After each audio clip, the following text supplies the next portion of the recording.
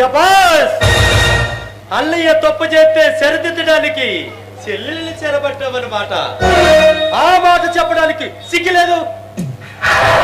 ఎవరో ఎక్కువగా మాట్లాడుతున్నావు? నా పేరు టైగర్ కృష్ణ. ఎందుకు వచ్చావు? సునీతను తీసుకువెళ్ళడానికి వచ్చాను. గుడ్. తన చెల్లెని కాపాడుకోవడానికి ఆ భానుప్రకాష్ రౌడీలను రంగంలోకి నువ్వు గోళ్ళలా ప్రవర్తించి ఒక ఆడపిల్లని కిడ్నాప్ చేసావు. నేను ఆ అమ్మాయిని ఇడిపించడానికి వచ్చాను.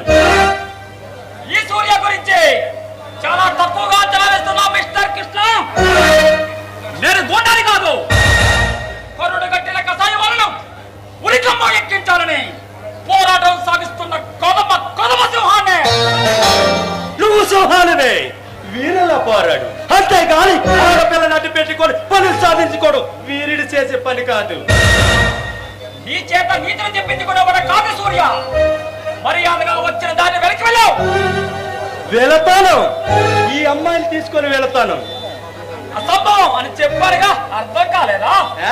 అసంభవం మాట నా జీవితంలో లేదు. అనుకుని సాధించడమే నాకు అలవాటు. కాదని అడ్డుపడ్డావా కాళ్ళు విరిచి పక్కగా పారేస్తాను. అంతని మనగాడువా? నేనెంతటి మనగాడో చూడాలని ఉందా? నా దమ్మెట్టడానికి చూపాలని ఉంది. అవకాశం నీకు లేదు సూర్య. ఎందుకంటే నేను ఎవరినైనా ఆడిస్తాను, దేవుళ్ళైనా ఓడిస్తాను. అమాయకుల్ని బెదిరించి కొడుకు నింపుకునే నీవు పెద్ద వీరుల పోటీ పట్టకు. అమాయకుల్ని కాపాడుతానే తప్ప వాళ్ళ బెదిరించే భయపెట్టే అలుపుల్ని కాదు నేను.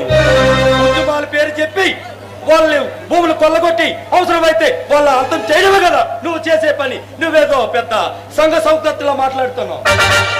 నీలాంటి వాళ్ళు డబ్బు కోసం కరోనా మనుషుల పంచల చేరి వాళ్ళు విదిలించే ఎగిలి మీద చూస్తున్నారు. వాళ్ళ అన్యాయాలు అర్థం చేస్తున్నాం. ఈ మధ్య హంతకులు కూడా అన్నలం అని చెప్పుకోవడం అలవాటైపోయింది. అంత కర్మ నాకేం పట్టలేదు. ఆ అవసరం నీలాంటి రౌడీలకు ఉంటుంది. రౌడీ అనే పదే పదే వాగితే నీ నాలుగు తెగి నేల పడుతుంది. జరుగుతా అమలు సునీత,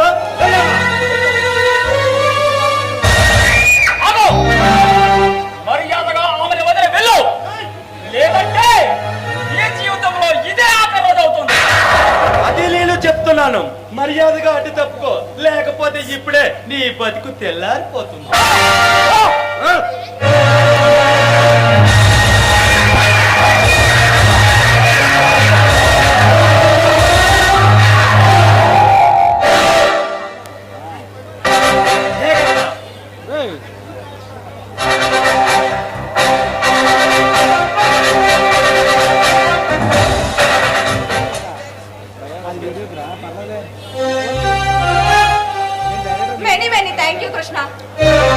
థ్యాంక్ యూ. ఎందుకు? ఆ దుర్మార్గుడి బారి నుండి నన్ను కాపాడావు కదా. నేను నీ మీద ప్రేమతోనో జాలితోనో నిన్ను కాపాడలేదు. 1,00,000 రూపాయలు కిరాయి తీసుకొని నిన్ను కాపాడాను. అంటే నువ్వు కిరాయికి ఉండావా? అవును. ఏమిటి నువ్వు మాట్లాడేది?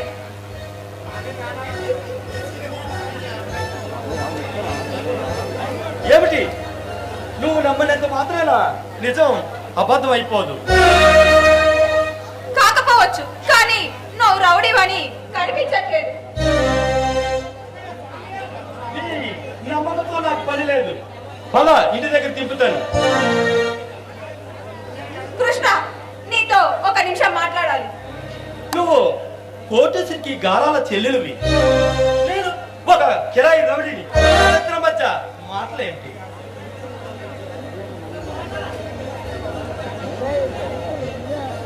నువ్వు కాలేజ్ మానేసినా ఎందుకు మానేసావో తెలియలేదు, కానీ ఇప్పుడు అర్థమైంది నువ్వు రౌడీగా ఎందుకు మారావు. తెలిసిందిగా, ఇక వెళ్దాం పద. లేదు లేదు, నాకు నిజం తెలియాలి. ఏమిటా నిజం? నీ జీవితాన్ని ఎందుకు ఇలా పాడు చేసుకుంటున్నావు? నా జీవితం ఏమి పాడు చేసుకోలేదే. హాయిగా రాధనా బతుకుతున్నాను. రౌడీలా బ్రతకడం కూడా ఒక రాజా బ్రతికేనా? సునీత, నీకు నిజం చెప్పాలి. ఆ నిజం కోసమే ఇంత ఆరాటంగా ఎదురు చూస్తున్నాను. సరిగా 2 రోజుల కిందట నీకోసమే నేను రౌడీగా మారాను సునీత. అవును సునీత, సరిగా 2 రోజుల కిందట వెంకటేశు వాడు మిత్రులు మా మీద ఉసుకెళ్ళిపోయాడు. మా మధ్య జరిగిన కొట్లాట్లో నేను తీవ్రంగా గాయపడ్డాను. 2 రోజులు హాస్పిటల్లో ఉన్నాను. నాకు తెలియకుండానే నా వెనుక ఇంత కథ జరుగుతుందా? అవును, వెంకటేశ్వర వాడి మిత్రులు బయటపడిన తర్వాత కత్తితోటి వాడిని భయంకరంగా కొట్టాను. ఆ అవమానం భరించలేక వాడు నా మీద ఇచ్చేశాడు. ఆ రోజు నుంచి మోమలగొండ కృష్ణ రమణి కృష్ణగా మారాడు. సారీ కృష్ణ, నన్ను క్షమించు. ఇందులో నీ నేరమే ఉంది. అంతా విధి విలాసం. మీ అన్నయ్య ఎదురు చూస్తూ ఉంటాడు, నువ్వు వెళ్ళు. అలాగే.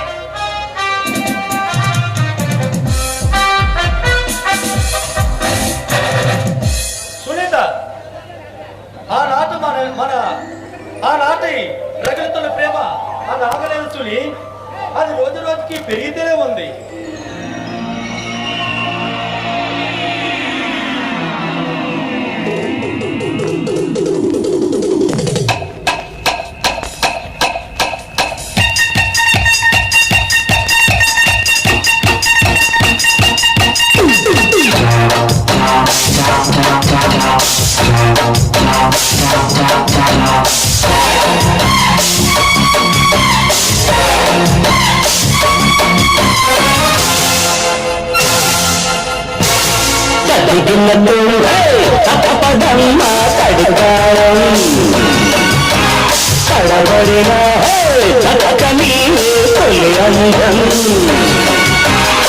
నీవు జోల పాడుతున్న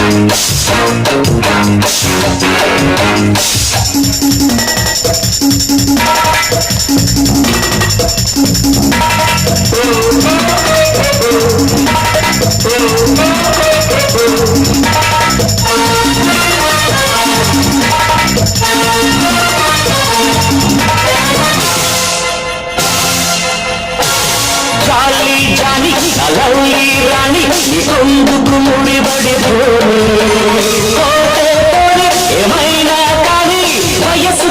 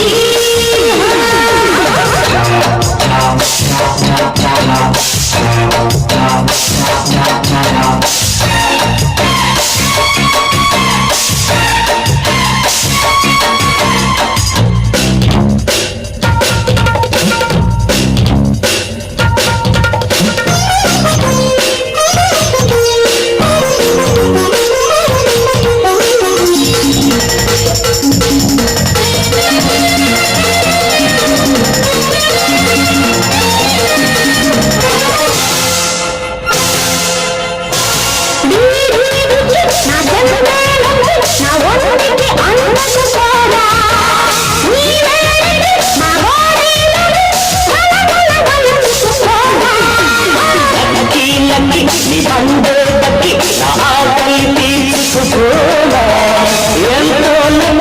జోడి తగ్గి తడుపులు నడుముకోనా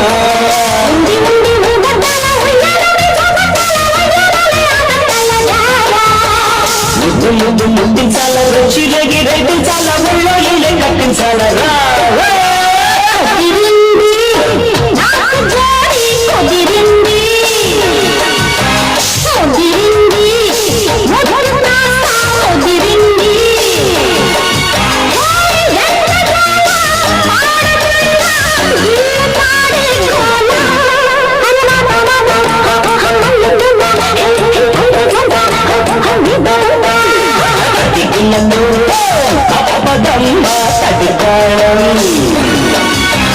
తడబడిన